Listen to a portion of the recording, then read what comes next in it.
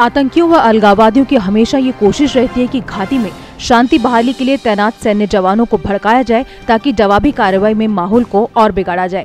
लेकिन सेना किस तरह शांतिपूर्ण तरीकों को अपनाकर ऐसे शरारती तत्वों की साजिश को नाकाम करती है, ऐसा उदाहरण पेश किया गया कश्मीर में तैनात मेजर नितिन गोगोई की सूझबूझ ने, जिस कारण सेना ने उन्हें सम्मानित भी किया। इस पर पहली बार उन्होंने क्या कहा, आइए आपको बताएं। First of all I welcome everybody here, all the channels, and Jai Hind to all everybody. The incidents I just wanted to narrate it. It's occurred on 9th of April. On 9th of April, there was a by-elections for the constitutions of Budgaum, and myself, with close coordinations with security forces, state police, and we have conducted it smoothly for smooth conductions of these by-elections.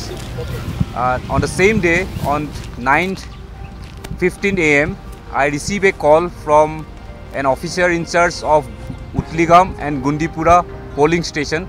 He was from ITBP. He informed me through his telephone that there were some around 400 to 500 people gathered in Gundipura, and they were pelting stones to the polling staff, civil polling staff, to the ITBP peoples. Those were inside the polling stations. And without wasting any time, myself with my quick reaction team, we rushed towards Gundipura. While moving towards Gundipura, we have encountered many roadblocks which we further cleared and move ahead for Gundipura. And within 30 minutes, we reached Gundipura, and there we took control of the situations. We dispersed the mob. And further, myself along with my 4 boys has gone inside the polling booth, where just to check whether the security forces and the civil staff were safe and secure. And in the meantime, again I received a call at 10:30 when I was there in Gundipura from the same ITBP officers, and it was a distress call. He informed me that some around 1200 people have surrounded them in Utligam polling station, and they were trying to burn down the polling station by hurling petrol bombs. By hearing this on my phone, I immediately rushed to the scenario, and which was at a distance of 1.5 km from Gundipura. And while moving towards Utligam, again we have encountered many roadblocks which we further cleared and reached the spot. When we reached the spot, already the crowd have started pelting stone at us, and that time it was included the ladies and the childrens, and we were unable to move out from our vehicles, and even they were hurling stones boulders from the rooftops, and that was a time where I was unable to move out, and even I was making repeatedly announcing through my megaphone that we are just arrived here to rescue the polling staff and the ITBP persons, those were got struck inside the polling stations. But the crowd were not listening to me, and at that moment of time I saw a person, a short person, standing in front of me at a distance of 30 meters from my vehicle.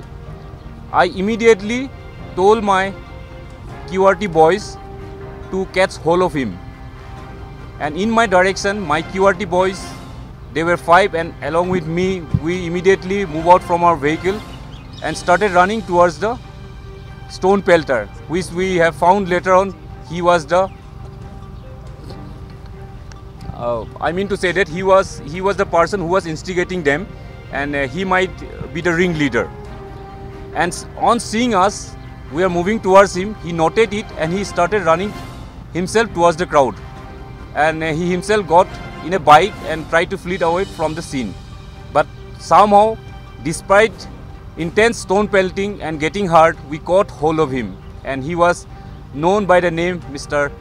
Farooq Ahmad Dar, who is a resident of Steel, and the incidents happened at Utligam, which was at a distance of 20 km from his residence place. After holding him, we started walking towards the polling booth, and before reaching the polling booth, there was a mine-protected vehicle standing on the road of ITBP. Along with that help, we moved towards the polling station. Once we got inside the polling station, I rescued 4 civil polling staff, 7 ITBP persons, and 1 Jammu Kashmir Police Constable. From there we safely started moving towards the road. But at the meantime, again, my mine protected vehicle got stuck in a muddy area, in which seeing us, again the stone pelting have started. And that time it was also an announcement made in the mosque, and with that announcement the civilian has started gathering, and that time they were more violent. Even they were thrown a petrol bomb on us, but somehow that petrol bomb did not burst it. And by seeing this, I instructed my boys to somehow move out the mine protected vehicle from that area, and they tried to do it. And we managed to rescue the mine protected vehicle, and in the meantime again I announced in my megaphone that give us a safe passage so that we can move out from the area. But the crowd were not listening to us. At that moment of time, suddenly in my mind the idea of tying him up in the vehicle have came up.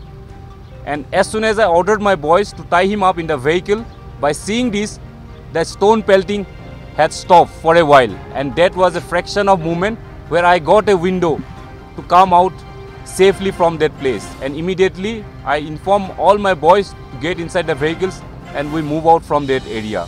Sorry, was this last resort? These things I have only done to save the local people. Had it been I have fired, there would be more than 12 casualties, which I have not done. But with this idea, I have saved many people's life. Those were 1200 stone pelters, including those boys whom I have came to rescue them. That's all I want to say. So Thank you very much. Jai Hind. Situation.